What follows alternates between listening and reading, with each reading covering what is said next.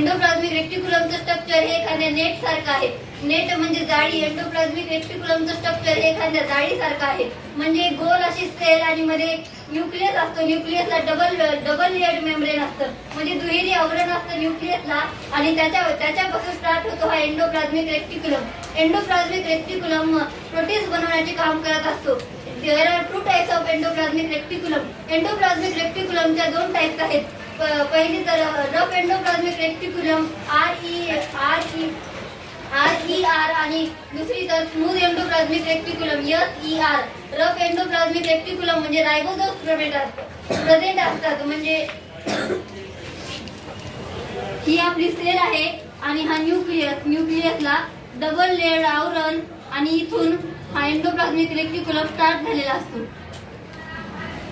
अशा टाईपचा हा असा पाईप लाईक सारखा हा एंडोप्लाझ्मिक रेक्टिक्युलम पसरलेला असतो ज्याच्यामध्ये रायबोझोम्स असतात ना, त्या एंडोप्लाझ्मिक रेक्टिक्युलम सरळ दिसत नाहीत. त्याच्यावर असे ठिपके असल्यासारखं असतं.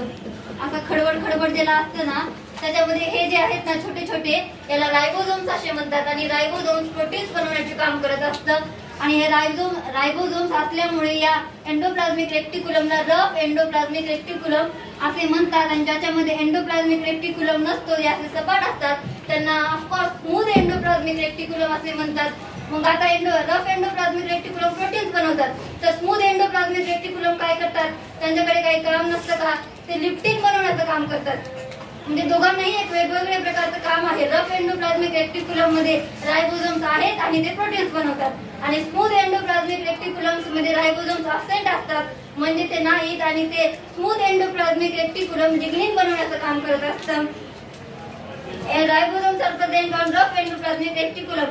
Endoplasmic reticulum various materials in and out the endoplasmic reticulum. म्हणजे एंडोप्लाझ्मिक रेक्टिक्युलम हे प्रोटीन्स वहन करण्याचं काम करत असतं. ही पूर्ण सेल मध्ये न्यूक्लियस पासून प्रोटीन्स पोहोचवण्याचं काम, या मेम्ब्रेन पर्यंत पोहोचवण्याचं काम हे एंडोप्लाझ्मिक रेक्टिक्युलम करत असतात. एंडोप्लाझ्मिक रेक्टिक्युलम हा स्ट्रक्चर लाईक नेट, म्हणजे एखादी जाळी असते. फुटबॉल खेळताना वगैरे आपण अशा प्रकारची जाळी पाहतो. हे अशा प्रकारच्या जाळीसारखं ते एंडोप्लाझ्मिक रेक्टिक्युलम असतं. आता एंडोप्लाझ्मिक रेक्टिक्युलमची आपण पाहिलं, एंडोप्लाझ्मिक रेक्टिक्युलमची रचना ही जाळीसारखी आहे. आणि त्याच्यामध्ये रायबोझोम्स असले तर तो रफ एंडोप्लाझ्मिक रेक्टिक्युलम आहे. आणि जर ते नसले तर ते स्मूथ एंडोप्लाझ्मिक रेक्टिक्युलम आहे.